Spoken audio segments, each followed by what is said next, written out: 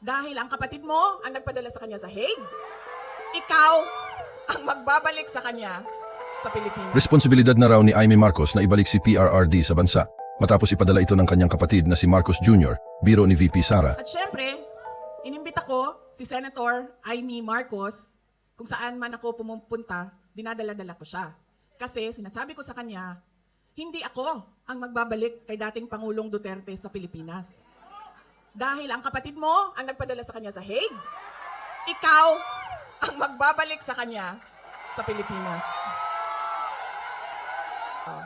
Kaya dala-dala ko yan siya lagi, kahit saan ako pumunta. Kasi alam nyo, bakit? Kahit saan din ako pumunta, lahat ng Pilipino nagsasabi, iuwi mo sa akin. Sinasabihan ako, kahit nung bata sa kampanya namin sa Manila, maliit na bata, na pagbaba ko sa stage, mukha siya mga 8-9 years old, sabi niya sa akin, ibalik mo si Tatay Digong. Ha? Bakit ako? Ikaw! Diba? Kaya dala-dala ko yan siya, kahit saan. Para siyang naka-hostage. Bibitawan ko lang yan siya kapag si dating Pangulong Duterte ay nabalik na sa Davao City.